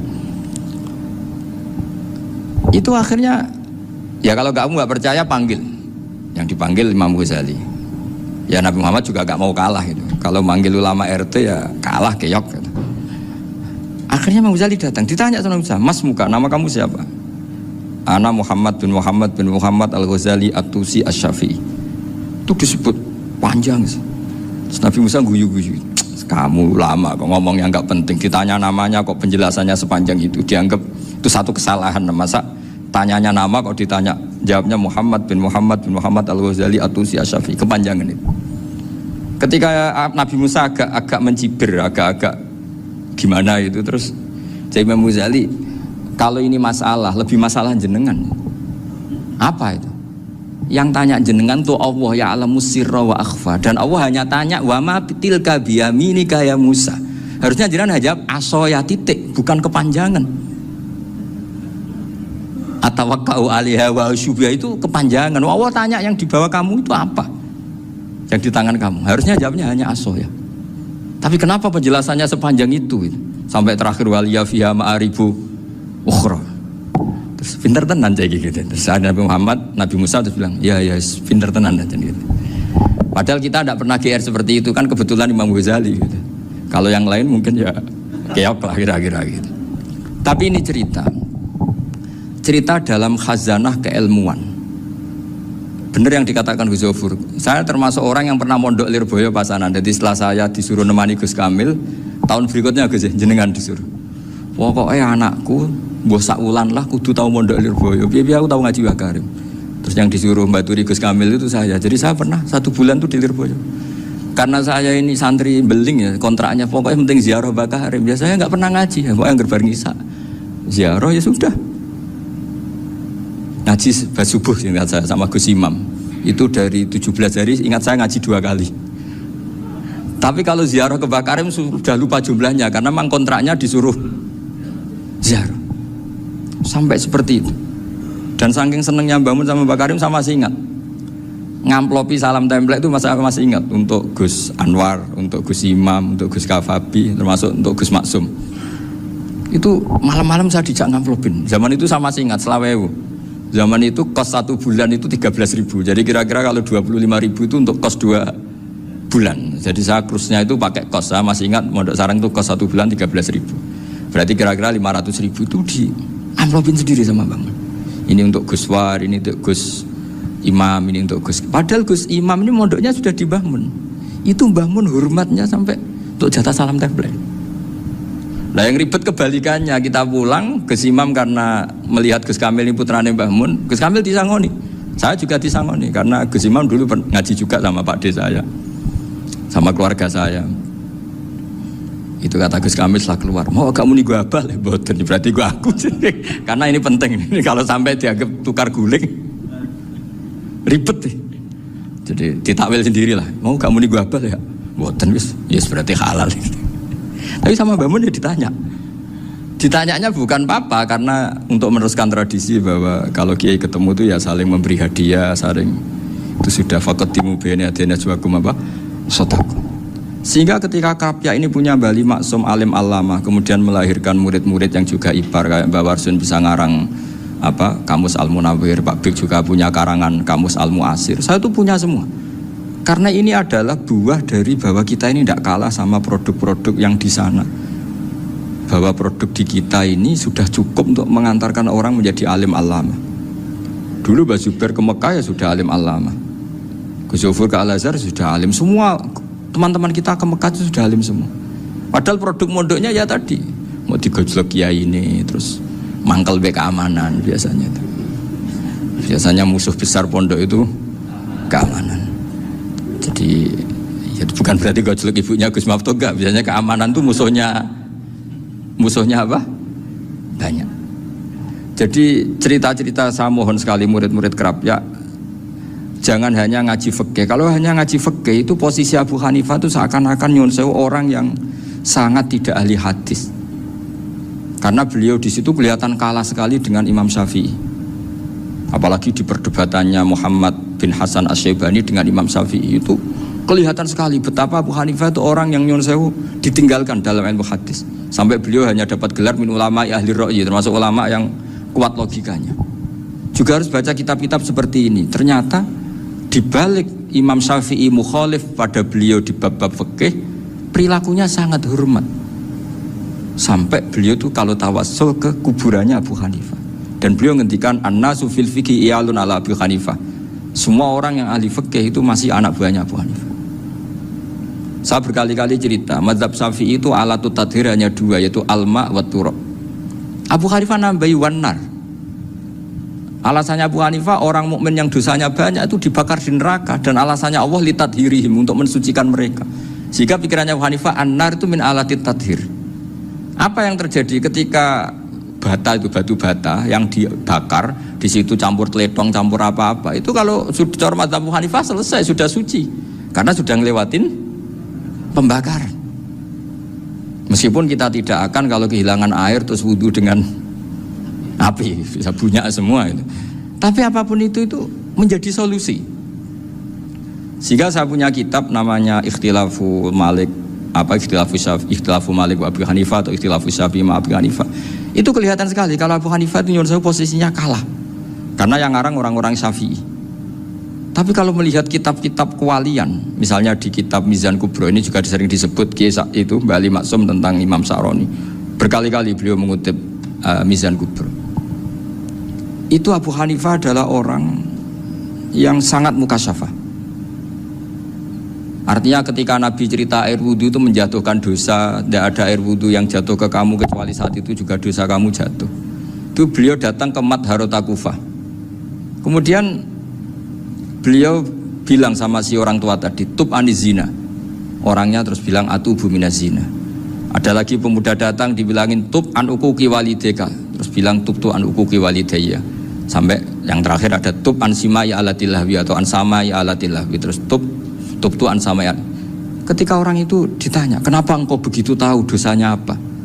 Saya tahu air wudhu ini menjatuhkan apa. Jadi kira-kira kalau zina mungkin ya batang babi lah. Kalau hanya sekedar melihat mbak-mbak mungkin ya curut atau tikus lah kira-kira gitu. Nah dulu sediluk ya mungkin ya tikus cilik gitu. Nah dulu suwi ya tikus werok itu atau apalah. Pokoknya beliau itu tahu. Tapi anehnya Abu Hanifah apa? Setelah itu dia nangis minta mukasafahnya ditutup. Ya Allah, saya ini mukasafah kok malah menjadi tahu sawatil mukmin. Padahal aturan syariat jenengan man satara musliman satarahu, bahwa enggak baik melihat jeleknya orang mukmin. Minta ditutup. Makanya saya ini bangga ada mukasafah. Makom yang kita sampai sekarang tuh makom setelah Abu Hanifah mukasafah. Jadi Abu Hanifah repot-repot mukasafah, minta makomnya ditutup tidak menjadi mukasafah. Dan alhamdulillah kita sudah tidak mukasafah sebelum minta ditutup. Jadi kita ini keren. Keren karena aturannya itu man satara musliman satara huwa, yang tidak tahu aibnya orang muslim maka Allah akan nutupi aibnya di akhirat. Dan kita alhamdulillah barokahnya tidak mukasafah, tidak ngerti aibnya orang mukmin. Jadi kita harus pakai patokan ilmu. Saya ulang lagi, kita harus pakai patokan. Makanya saya tahu betul ketika Kiai Hamid Pasuruan, beliau dulu ngaji Jamul Jame, ngaji Juman, Bali Maksum di sana sama Gus Habib, sama Gus Muhammad bin Mahfud, termasuk mbah saya kandung dulu Kiai Sidik, mbah saya yang dari itu juga ngaji di Termas. Bapak saya dulu Kiai Nur Salim ngaji di Buyut Baiti. Dulu itu kawin juga sederhana, kak cerita Gus Zofur. Jadi bapak saya kandung itu Kiai Nur Salim itu ngaji di Mbah Baiti. Mbah Baiti itu adik kandungnya buyutnya saya dari ibu. Nah Mbah Baiti itu teman akrabnya mbah saya namanya Kiai Nur Sam, Mbah Nur Sam. Singkat cerita terus Nur Kiai Jorabi narat-narat bekno itu. Setelah bapak saya ke Badullah mau ditawarin jadi mantu, kata bapak saya kula pun dipek mantu Mbah Baiti. Akhirnya dapat ibu saya itu. Karena ibu saya itu cucu Mbah Baiti, itu cucu lambung. Jadi mbahnya ibu saya itu Mbak Yunya Mbah Baiti. Namanya Mbak Sofia tadi yang dapat Mbak Idris itu. Yang Mbak Idris ini bin Umar. Ya Mbak Umar yang mbahnya Mbak Hamid. Hamid bin Abdul bin Umar. Kalau bahasa itu Fatimah binti Idris bin Umar. Dulu kecilnya Mbak Idris namanya Abdul Khalik. Kalau kecilnya Mbak Hamid namanya Abdul Mukti. Kalau kecilnya Mbah Maksum namanya Muhammadun kalau nggak salah. Dulu itu orang dulu itu namanya dua-dua karena diganti ketika musim apa? Haji. Jadi ini terjaga. Sehingga tidak ada ceritanya kiai-kiai yang jagongan kemudian santrinya itu yang agak-agak khawatir. Kiai kok sungi-sungi jagongan, gak tahajud, gak duha, itu tidak ada seperti itu. Karena ini dianggap fi'lul mubahat untuk melawan mungkarat. Jadi sehingga di kitab Ihya diterangkan, kamu jangan ngira orang-orang soleh ketika jagungan itu min ahlil bitolah wa takasur. Itu orang-orang yang pemalas, itu enggak. Tapi mereka bisa mengasiki Allah. Bahwa dalam jagungan ketemu teman ya asik, gejul-gejulkan sama Pak Maftuh ya asik. Dan keasikan ini bentuk perlawanan terhadap keasikan harus dengan maksiat. Itu kayak apa kalau kita ngaji sampai seperti itu. Termasuk tadi yang diceritakan Pak Maftuh kitab Hunyah. Semoga beliau cerita juga pernah belajar. Saya pernah belajar kitab Hunyah khatam. Itu diantara yang diceritakan Syabdul Qadir Al-Jilani tadi kata beliau Al-Jilani dipakai Jim Al-Jilani. Ini agak beda dengan kita. Mbah Zubair itu punya kitab namanya Al-Qolaid Al-Uluyah. Beliau menfatwakan nama-nama ajam itu kamu bebas. Ajamiyun fasna bihi masyita. Sehingga kita kalau punya kiai harus mau cokolal ustukhri. Sehingga mau cokolal istukhri. Tirmidzi juga nasibnya sama. Qolat rawahut Tirmidziyu. Sehingga rawahut Turmudziyu. Yang satu rawahut Tarmidhiyu. Ya karena kita keluarganya Tarmidhi apa enggak gitu. Makanya kata Mbah Mun sama masih ingat. Kata cerita Gus Zofur tadi, adabnya Gus Zofur itu cerita tentang keluarga ibunya. Padahal keluarga ibunya juga orang-orang soleh yang luar biasa. Itu kata Mbah Mun, kowe roh jenenge Imam Bukhari tahu ya. Jenenge sapa? Saya nyebut Muhammad bin Ismail bin Ibrahim bin Muhirah bin Bardasbah. Lah iya bardasbah mbok waca bardisbah yo. Lah cara kene mbok parmin mbok parlan. Jadi bardisbah mbok bardasbah iku cara kene yo parmin mbok. Iku rak Mbah Fadl Senori dadi kabeh diwaca Arab. Jenenge Mbah Umar Harun. Dhisik yo wong sarang Mbah Harun mbok kira nang yo ora roh wong dhisik yo wong kuno ya.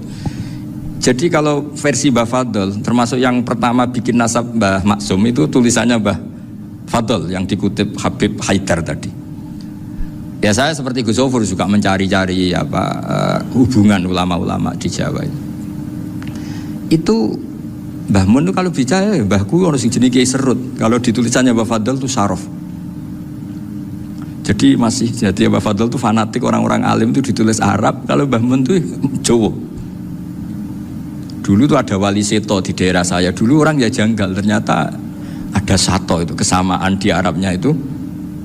Sehingga kiai-kiai itu ada fanatik Tirmidzi, Turmudi, Tarmidzi, Jilani, Jailani karena ajamiyun fasna bihi masyita. Jadi kalau nama-nama ajam semongko lah baca sekenanya sementing. Cuma mungkin tahqiqnya benar Pak Maftuh tadi memang di Mu'jamul Buldan itu Al-Jilani bikasri jim ya sudah kita baca Al-Jilani. Sebab itu kayak Pondok Pelosok Lirboyo itu menurut saya bagus. Orang itu maknani betul sama gurunya. Kalau sarang enggak. Kalau Pondok Lirboyo, pondok yang tadi ternyata keluarga Mbah Munawir sini pernah bisanan yaitu Mbah Zaini pernah nikah sama Nyai Komariah ya kalau nggak salah, punya putra Gus Habib ya, Pak Toha dan sebagainya. Itu betapa hubungan pondok Quran sama pondok kitab dulu itu nggak pernah terputus. Bapak saya setelah hafal Quran itu dulu ngaji Mbah Zubair. Jadi bapak saya sering ngutip mu'en apa. Padahal bapak saya itu terkenal tuh. Beliau cita-citanya itu saya ingin hafal Quran kayak hafal Fatihah. Beliau itu sampai sepulahnya sekali. Karena beliau inginnya hafal Quran kayak hafal Fatihah. Termasuk murid terbaiknya Mbah Dullah bapak saya. Itu ya ngaji kitab. Sehingga kata Mbah Mun, jadi Mbah Munawir di mantu Mbah Ali Maksum, itu ya sudah dipenggali. Sudah dipenggali dituruti pangeran. Lahirlah seorang Mbah Ali Maksum yang membawa. Tadi dulu itu ya Gus Muhammad yang ngaji di Termas, nanti Mbak Arwani sebelum ngaji di sini ngaji di Tebu Ireng. Sehingga Mbak Arwani bisa ngarang kitab. Beliau ngarang kitab tentang Sab'ah, Faidul Barokat namanya. Ya nulisnya ya fasih ya. Saya punya tulisan tangannya Mbak Arwani itu banyak. Saya juga punya tulisan tangannya Mbak Hasyim Asy'ari ketika nyurati buyut saya yang di Damaran itu pakai bahasa Arab. Jadi dulu itu Mbah Ali Maksum juga sama, surat-suratannya dulu sama tokoh-tokoh Muhammadiyah ya bahasa Arab. Nah ini harus kita dengar dari abna, dari bahwa Mbah Maksum kemarin yang diceritakan Gus Zafur di Khol Mbah Maksum, kowe kudu belo NU, kudu tetap NU, tapi bukan dengan cara membenci Muhammadiyah. Tadi Pak Maftuh menguatkan sanad itu dari Pak Atabik bahwa Muhammadiyah termasuk ahli sunnah wal jamaah, karena sama-sama tidak sabus sahabat, sama-sama ikromus sahabat dan sama-sama bermadhab. Nah soal akhirnya ada beberapa yang rapati seneng ngaji ini yang agak ribet. Tapi kamu tidak usah ngeritik Muhammadiyah agak seneng ngaji, kayaknya juga sama, kita nggak seneng ngaji juga banyak itu. Jadi kalau ngeritiknya masalah itu kan kita ya agak sama. Ya jadi ternyata di sini, terus ini yang terakhir supaya nggak lama-lama, Bali juga punya sisi keras sekali. Jadi dalam hal-hal yang khas ini di halaman 87 itu keras sekali. Beliau ngendikan wahal bi jununun hatta usdira amri lil mu'minin alla yazuru rasulahum. Jadi ketika saya tadi sudah bilang bahwa beliau sering muji Ibnu Taimiyah dalam banyak hal, tapi dalam banyak hal juga beliau mengkritik Ibnu Taimiyah ketika menafsirkan la tusaddur rihal illa ila salasati masajid. Kemudian Ibnu Taimiyah tidak mentasrekkan, tidak mensunatkan ziarah kubur Rasulullah SAW. Beliau mengkritik, dan cara mengkritik adalah ngendikan ulaikal ladzina yuriduna ayyahulu bainahu sallallahu alaihi wasallam wa baina ummatihi fi nakhiyatin. Itu adalah orang-orang yang ingin membuat batas antara Nabi dan umatnya. Saya termasuk terinspirasi makalah Bali ini adalah bagaimana Anda mengkafirkan orang Islam berdasar qala Rasulullah sallallahu alaihi wasallam. Wan nabiyyu asyaddun nasi syafaqatan li ummati. Wan nabiyyu akhrasun nas, orang yang paling serius supaya umatnya ini selamat. Kemudian Anda dengan hadisnya Nabi mentafrik bainahu wa baina ummati berdasar dawuh Kanjeng Nabi. Cek mentalani. Makanya saya itu enggak pernah keras di bab ini. Misalnya nyuruh saya ada santri sarang yang nakal. Itu saya tidak berani komentar karena saya tahu Mbah Mun itu sangat mencintai santrinya meskipun yang nakal. Saya melihat sendiri, bukan jari ada santri yang cara pelaturan pondok itu diboyong karena nakal. Itu Mbah Mun ngendikan begini, ya jeng yo ke diboyong itu cara aturan pondok. Nah aturannya pangeran ngger kowe tobat dadi wong apik ya dadi wong saleh. Ya kowe kudu tetep sering rene, kowe tetep santri kudu dunya akhirat.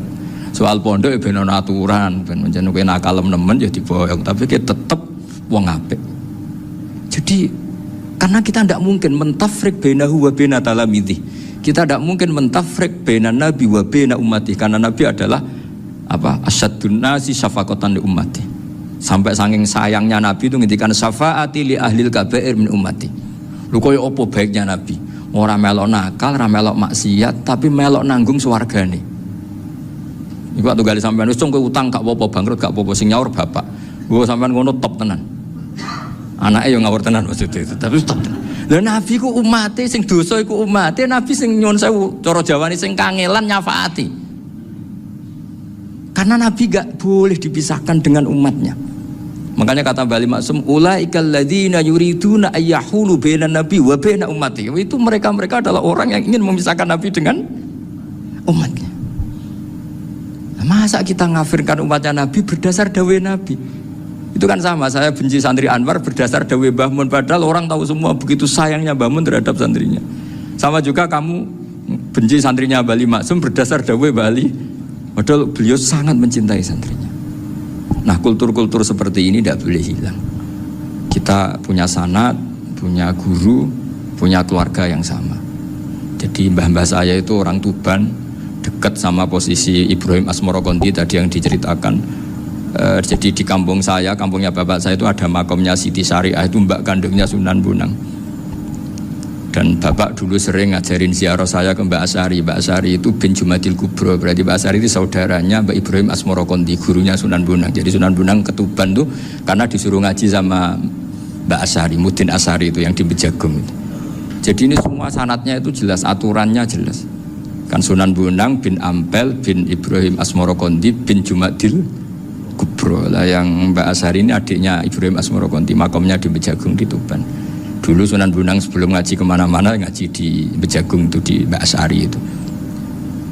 Terus kemudian Sunan Bonang hidup di Lasem, di Pasujudan di Lasem. Makanya Lasem banyak orang alim karena ya dulu Sunan Bonang itu di antara aktivitasnya itu di Pasujudan di Lasem itu. Wafatnya kila di Bonang, kemudian mau dibawa orang Madura ke Madura, terus diambil Mbak Asari, pernah mbahnya karena Muammar Mbak Asari, terus dimakamkan di Bonang. Jadi cara berpikir Mbah Ali ini menginspirasi saya. Kita tidak boleh mengkafirkan umatnya Nabi berdasar dawai Nabi. Karena apa? Itu yang tidak diinginkan Nabi. Nabi itu inginnya yang di luar itu masuk, bukan yang sudah di dalam dikeluarkan. Itu kata beliau, ulaikal ladzina yuriduna ayyahulu bainan nabiyyi wa baina ummati. Orang-orang yang tidak mentasra' ziarah pada Nabi adalah orang-orang yang ingin memisahkan Nabi dengan. Dan begitu kias berikutnya, orang-orang yang sidik-sidik muni ini kafir, ini sudah enggak benar, ini la yurja khairuhu, itu orang-orang yang memisahkan. Dan lucunya berdasar dawai Nabi. Makanya semua kalau sampai ngaji Mizan Kubro, ini kitab yang sering dikutip Bali Maksum, ketika Nabi ngintikan laisa minna man ghasyana, laisa minna man latomal hudud wa syaqqal juyub bada'a bid'awal jahiliyah, laisa minna min tilkal khoslah. Semua ulama mentafsiri laisa minna fi tilkal khoslah, bahwa dalam hal itu Islam tidak bertanggung jawab. Masa menipu berdasar dibolehkan Islam, kan tidak mungkin. Semua perilaku yang salah disebut Nabi laisa minna fi tilkal khoslah, bukan laisa minna fayakunu huwa kafiran. Tidak ada satu ulama yang mengatakan laisa minna berarti orang ini kalau menipu sudah kafir. Ketika dosa ya sak dunya kafir kabeh. Siapa enggak pernah menipu? Sekedar pernah. Siapa enggak sering menipu bahkan? Hobi kadang ya rezekinya dari nipu. Lah itu kalau betul maknanya laisa minna terus kafir, semua orang di dunia kafir.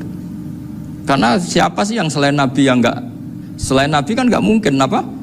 Maksum. Belum lagi menurut teori usul fikih ada nipu yang wajib. Ya kan, misalnya kita orang baik ketemu orang dolim yang memburu perempuan mau diperkosa terus bersembunyi, yang kita tahu, kita wajib nipu apa wajib jujur? Ketika orang dolim tanya, perempuan tadi kemana? Wajib nipu apa wajib jujur? Wajib nipu, karena kalau kita jujur berarti memberi peluang orang dolim menemukan buruannya. Jadi betapa alimnya.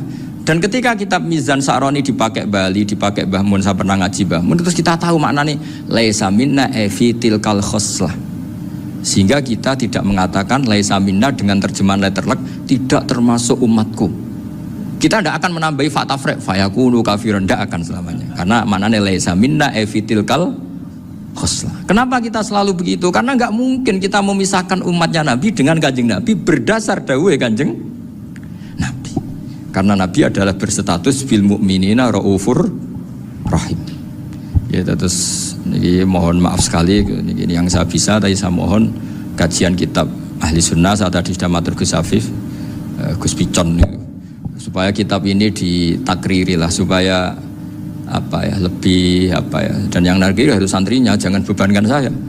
Ini santri yang pernah mulai sama-sama. Biasanya kalau orang NU pesantren terus orang ngusul jenengan mawon. Senenge lempar-lemparan, itu kata bapak saya, tawadhu keliru aja. Tawadhu itu aslinya wong ra tanggung jawab, ben ketok Islami bebo tawadhu aja. Jadi tawadhu itu orang yang sebetulnya agak punya tanggung, ben kesane Islami pura-pura tawadhu. Jadi, tapi saya mohon, nah ini kitab ini bagus sekali. Di antara yang saya senang adalah beliau cerita kalau Imam Syafi'i sering tawassul sama Abu Hanifah. Padahal kalau kita ngaji di kitab-kitab fikih, Abu Hanifah itu kayak tersangka lah di bab ilmu apa? Hadis. Sampai biasa kan di kitab Minhajul Thalibin, walaysa li Abi Hanifah hadisun sahihun. Jadi habis cerita madzhab Malik, madzhab Syafi'i terus walaysa li Abi Hanifah madzhabun apa hadisun. Wah, kasihan ini. Tapi kalau kamu ngaji Mizan Kubro, Abu Hanifah ini dapat posisi. Karena mesti Mizan Kubro ngendikan farojal amru ila martabatayil mizan. Kemudian dua madzhab ini sama-sama benar, tinggal kamu milih yang musyaddid apa yang mukhaffif. Milih dosis tinggi apa dosis ringan, monggo. Dan itu saya ulang lagi kitab-kitab yang sering dibaca Mbah Ali Maksum, kemudian Mbah Mun, guru-guru kita. Dengan demikian maka benar Gus Sofur tadi, kultur kita, tradisi kita tetap terjaga. Nggih, mohon maaf. Assalamualaikum warahmatullahi wabarakatuh.